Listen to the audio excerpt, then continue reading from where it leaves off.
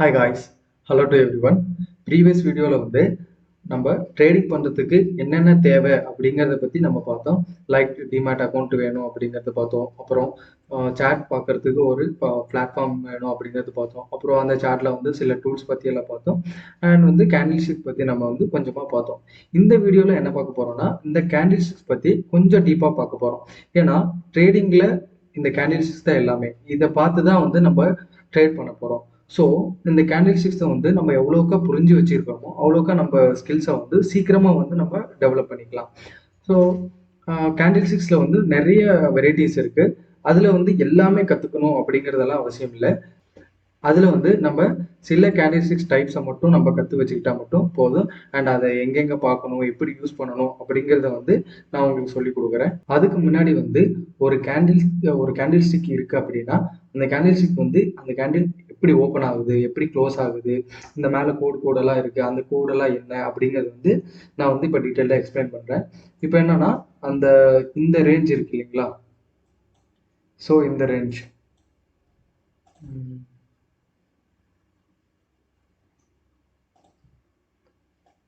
இந்த range so அந்த கோடு இல்லாமல் இந்த ரேஞ்சு வந்து பாடின்னு சொல்லுவோம் நம்ம. ஓகேங்களா? அந்த கோடை வந்து விக்குன்னு சொல்லுவோம். ஓகேங்களா? இது விக்கு, இது பாடி. ஓகேங்களா? ஒரு கிரீன் கேண்டில் அப்படின்னா இந்த இடத்துல ஓப்பன் ஆகும், இந்த இடத்துல ஓப்பன் ஆகி இந்த இடத்துல வந்து க்ளோஸ் ஆகும். ஸோ அதே வந்து ஒரு ரெட் கேண்டில் அப்படின்னா இந்த இடத்துல ஓப்பன் ஆகும். இதுதான் அதோட ஓப்பனிங். இதுதான் வந்து அதோட க்ளோஸு. அந்த ஓப்பனுக்கும் க்ளோஸுக்கும் நடுவில் இருக்கிறது தான் பாடி. அதுக்கு மேலே அந்த கோடு மாதிரி இருக்கிறது தான் வந்து விக்கு. அது எப்படி கிரியேட் ஆகுது, ஏன் கிரியேட் ஆகுதுன்னு சொல்லிட்டு நான் சொல்கிறேன். ஓகேங்களா? இப்போது க்ரீன் கேண்டில்னா பையர்ஸ், ரெட் கேண்டில்னா செல்லர்ஸ். பையர்ஸ் வந்து எப்போவுமே மார்க்கெட் மேலே போக வைப்பாங்க. செல்லர்ஸ் வந்து எப்போவுமே மார்க்கெட் வந்து கீழே இறக்க பார்ப்பாங்க. ஓகேங்களா? இதுதான் வந்து ஒரு கேண்டில்ஸ்டிக்கோட ஹிஸ்ட்ரி. ஸோ இப்போ இதில் இந்த விக்கு எப்படி கிரியேட் ஆகும் அப்படின்னா இப்போ வந்து இந்த கேண்டிலே நம்ம எடுத்துக்குவோம். இதெல்லாம் நான் வந்து டெலீட் பண்ணிடுறேன். ஸோ டெலீட் பண்ணிட்டோம். இப்போ இந்த கேண்டில் வந்து இந்த இடத்துல வந்து ஓப்பன் ஆகுது. ஓகேங்களா? அப்படியே வந்து மேலே போகுது. இந்த விக்கு எண்டு வரைக்கும் பாருங்கள், இந்த விக்கு எண்டு வரைக்குமே வந்து மேலே போயிருக்கு. ஸோ ஓகேங்களா? இந்த கேண்டில் வந்து இப்படி க்ளோஸ் ஆக வேண்டிய கேண்டில், அதாவது விக்கு இல்லாமல்.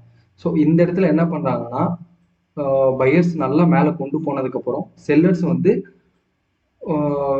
கொஞ்சம் வந்து மார்க்கெட்டை வந்து இறக்கணும்ட்டு பார்க்குறாங்க. ஸோ அப்போ என்ன ஆகும்னா இதே கேண்டில் தான், சேம் கேண்டில். நான் ஏன் விக்கு வந்து எப்படி வந்திருக்குன்னு சொல்கிறேன். ஸோ இப்படி போனதுக்கப்புறம்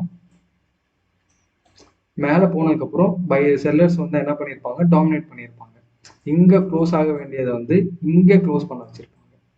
கொஞ்சம் மேலே போனதுக்கப்புறம் மார்க்கெட்டை இறக்கியிருப்பாங்க. ஸோ அதனால் வந்து அந்த க்ரீன் கேண்டிலோட க்ளோஸ் வந்து இந்த இடத்துல வந்திருக்கும். இங்கே வர வேண்டிய க்ளோஸ் இங்கே வந்திருக்கும். ஆனால் என்ன ஆகுது, பையர்ஸ் வந்து இது வரைக்குமே கொண்டு போயிருக்காங்க.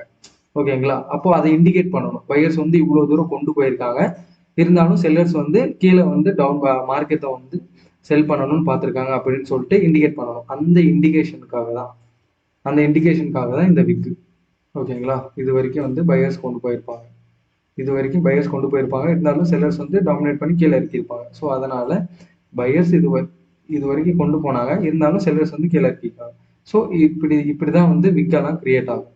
இப்போ புரியுதுங்களா இந்த விக்கு வந்து ஏன் கிரியேட் ஆயிருக்குன்னு சொல்லிட்டு? ஸோ சேம் அதே தான் இன்னொரு எக்ஸாம்பிள் பார்க்கலாம் நம்ம. ஸோ இது எடுத்துக்கலாம். இதுதான் இந்த கேண்டில் நல்லா உங்களுக்கு வந்து ஈஸியாக புரியும். இந்த கேண்டில் வாட்ச் பண்ணுங்க. லைக் இப்போ இந்த கேண்டில் என்ன ஆயிருக்குன்னா ரெட் கலரில் இருக்குது. ஸோ இந்த இடத்துல மேலே தான் ஓப்பன். ஸோ இந்த இடத்துல வந்து ஓப்பன் ஆயிருக்கு. ஃபஸ்ட்டு இந்த இடத்துல ஓப்பன் ஆயிருக்கு. அதுக்கப்புறம் நம்ம வாட்ச் பண்ணும்போது தான் தெரியும் ஓப்பன் ஆகி மேலே போச்சா இல்லை கீழே வந்துச்சா அப்படின்னு சொல்லிட்டு. ஸோ ஓகேங்களா? அதாவது இப்போ கேண்டிலோட ரிசல்ட்டு வந்து ரெட் கேண்டிலாக இருக்கிறதுனால நான் வந்து கீழே வந்து எக்ஸ்பிளைன் பண்ணுவேன் உங்களுக்கு, டவுன் சைடு போகிற மாதிரி. ஃபஸ்ட்டு என்ன ஆகும்னா கீழே வந்து இவ்வளோ தூரம் வந்து மார்க்கெட் வந்து டவுன் பண்ணியிருப்பாங்க செல்லர்ஸ். ஓகேங்களா? டவுன் பண்ணியிருப்பாங்க. அதுக்கப்புறம் என்ன ஆகுது, மேலே வந்து விக் இருக்குங்களா? அப்போனா என்ன பண்ணியிருக்காங்க, பையர்ஸ் வந்து கீழே திரும்ப டவுன் சைட்லேருந்து அப் சைடுக்கு கொண்டு போயிருப்பாங்க. ஓகேங்களா? அப்போது இதுதான். ஓகேங்களா? இதுதான் இந்த மிடில் வந்து வச்சுக்கோங்க. இப்போது மேலே வந்து பையர்ஸ் வந்து கொண்டு போயிருக்காங்க. திரும்ப பையர்ஸ் வந்து இவ்வளோ தூரம் கொண்டு போயிருக்காங்க. ஓகேங்களா?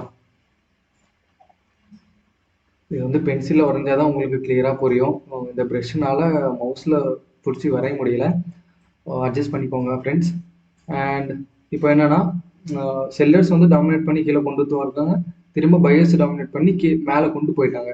திரும்ப என்ன பண்ணுறாங்க செல்லர்ஸ் வந்து டாமினேட் பண்ணி திரும்ப வந்து மார்க்கெட்டு கீழே கொண்டு வந்திருக்காங்க. ஓகேங்களா?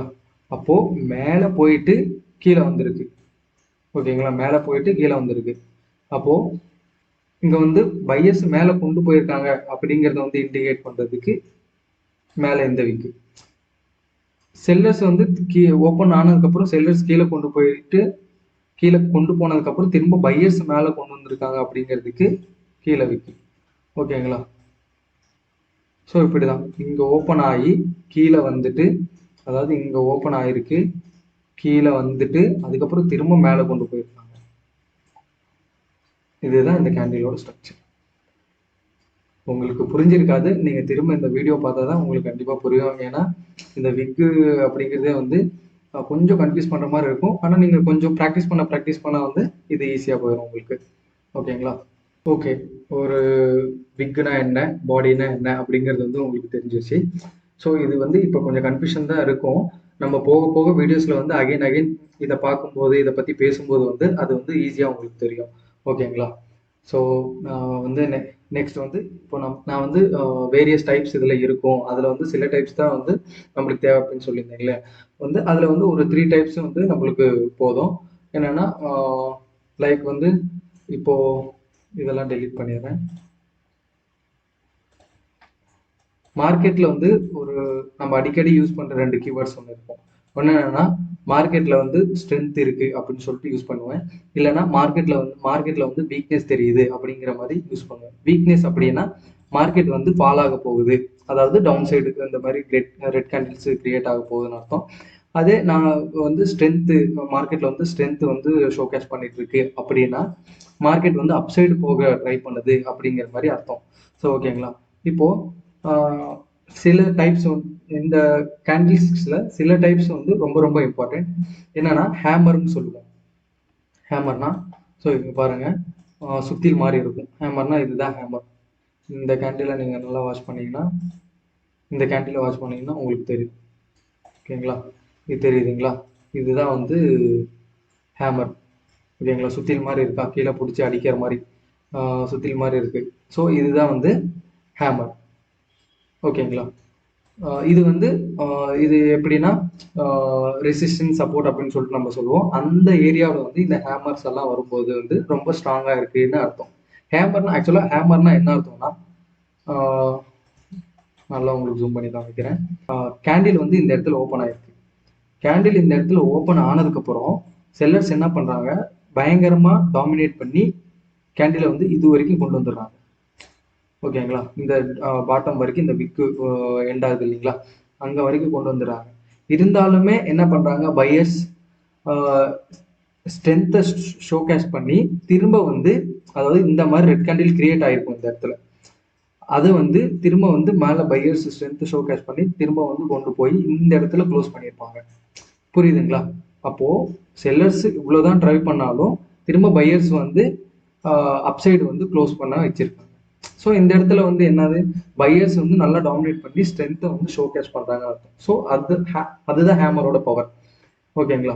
இது ஹேமர் வந்து எல்லா இடத்துலையும் எந்த இடத்துல வந்தாலும் ஒரு இண்டிகேஷன் கிடையாது மார்க்கெட்டில் வந்து ஸ்ட்ரென்த் இருக்குது அப்படின்னு சொல்லிட்டு. வர வேண்டிய இடத்துல வந்தால் தான் அந்த ஹேமருக்கு வந்து வேல்யூ.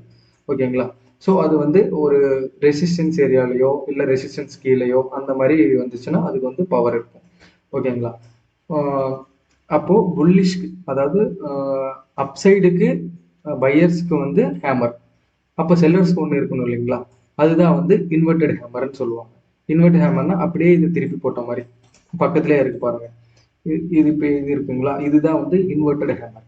ஸோ இங்கே என்ன ஆயிருக்கு, மார்க்கெட் வந்து இந்த இடத்துல ஓப்பன் ஆயிருக்கு. ஓகேங்களா? இந்த இடத்துல ஓப்பன் ஆனதுக்கப்புறம் பையர்ஸ் என்ன பண்ணாங்க, நல்லா ஸ்ட்ரென்த்தை ஷோகேஸ் பண்ணி அப்சைடு இந்த விக் எண்டு வரைக்கும் கொண்டு போயிருக்காங்க. பட் ஆனால் செல்லர்ஸ் என்ன பண்ணியிருக்காங்க, திரும்ப பயங்கரமாக டாமினேட் பண்ணி கீழே கொண்டு வந்து க்ளோஸ் பண்ண வச்சிருக்காங்க. ஸோ இந்த இடத்துல வந்து செல்லர்ஸோட டாமினேஷன் வந்து அதிகமாக இருக்கு அப்படிங்கிற மாதிரி இண்டிகேட் பண்ணுறது தான் இந்த இன்வெர்டட் ஹேமர். ஓகேங்களா? ஹேமருக்கும் இன்வெர்டட் ஹேமருக்கும் டிஃப்ரென்ஸ் புரிஞ்சிச்சிங்களா? சிம்பிள். ஒரே ஒரு வித்தியாசம் தான். ஹேமர் வந்துச்சுன்னா ஸ்ட்ரென்த்தை ஷோகேஸ் பண்ணுது. இன்வெர்டட் ஹேமர் வந்துச்சுன்னா மார்க்கெட்ல வீக்னஸ் ஷோகேஸ் பண்ணுது. அவ்வளோதாங்க. ஸோ இது ஒரு type hammer and inverted hammer. அதுக்கப்புறம் பார்த்தோம்னா புல்லிஷ் அண்ட் பியரிஷ். புல்லிஷ்னா என்னன்னா, இப்போ இங்க வந்து ஒரு ரெட் கேண்டில் கிரியேட் ஆயிருக்குங்களா? இந்த ரெட் கேண்டிலை தாண்டி நான் பார்க்கும்போதே தெரியுது இல்லைங்களா? மார்க்கெட்ல வந்து ஸ்ட்ரென்த் இருக்கு அப்படின்னு சொல்லிட்டு ஷோகேஸ் பண்ற கேண்டில். ஓகேங்களா?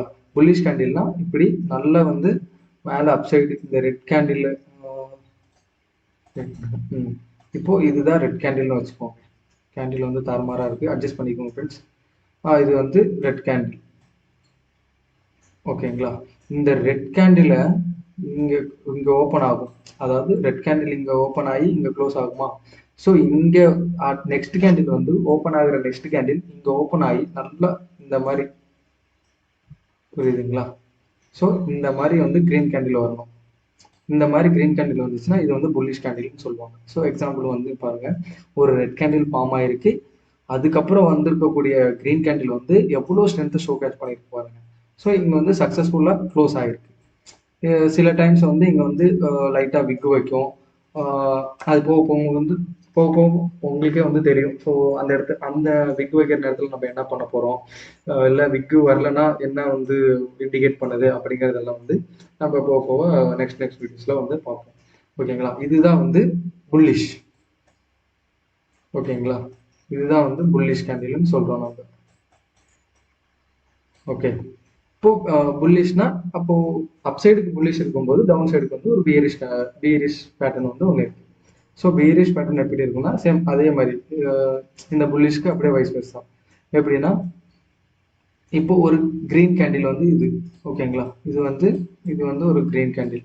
இப்போ கிரீன் கேண்டில் வந்து இங்கே ஓப்பன் ஆகி இங்கே வந்து க்ளோஸ் ஆகும். ஸோ இங்கே ஓப்பன் ஆகிற கேண்டில் ரெட் கலர்ல அப்படியே டவுன் சைடு வந்து செல்லர்ஸ் பயங்கரமா டாமினேட் பண்ணி இந்த மாதிரி க்ளோஸ் ஆச்சுன்னா இது ரெட் கேண்டில். ஓகேங்களா? இப்போ பார்க்கும்போது இதை விட இந்த கேண்டில் வந்து பெருசா இருக்கு. இதை இதை தாண்டி அது ரெட் கேண்டில் பயங்கரமா செல்லர்ஸ் டாமினேட் பண்ணி கீழே இறக்கியிருக்காங்க மார்க்கெட். ஸோ இதை வந்து பியரிஷ் அப்படின்னு சொல்லிட்டு சொல்லுவோம். அப் சைடு போனால் புல்லிஷ், டவுன் சைடு வந்தால் பியரிஷ். ஓகேங்களா? ஆக்சுவலாக இது ஃபுல் நேம் என்னன்னா புல்லிஷ் என்கல்பிங் அப்படின்னு சொல்லுவாங்க. டவுன் சைடு பார்த்தோம்னா பியரிஷ் என்கல்பிங் அப்படின்னு சொல்லிட்டு சொல்லுவாங்க. ஸோ நம்ம எக்ஸாம்பிள் பார்த்தோம்னா ஸோ இங்கே இருக்கு பாருங்க.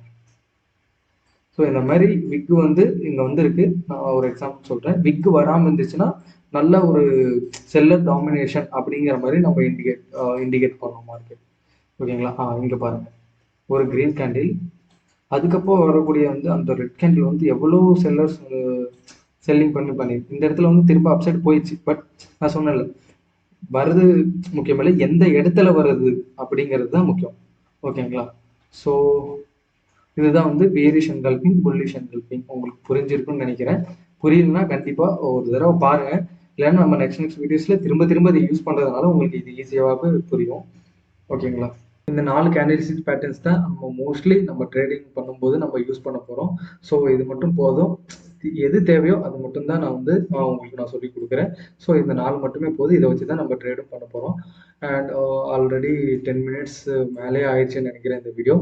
ஸோ நம்ம நெக்ஸ்ட் வீடியோவில் கண்டிப்பாக பார்ப்போம். நெக்ஸ்ட் வீடியோவில் வந்து மார்க்கெட் ஸ்ட்ரக்சர் பற்றி பார்ப்போம். அண்ட் ரெசிஸ்டன்ஸ் அண்ட் சப்போர்ட்னா எப்படி கிரியேட் ஆகுது அதை பற்றி பார்ப்போம். அண்ட் ஃபிபோனக்கி பற்றி கொஞ்சம் பார்ப்போம்.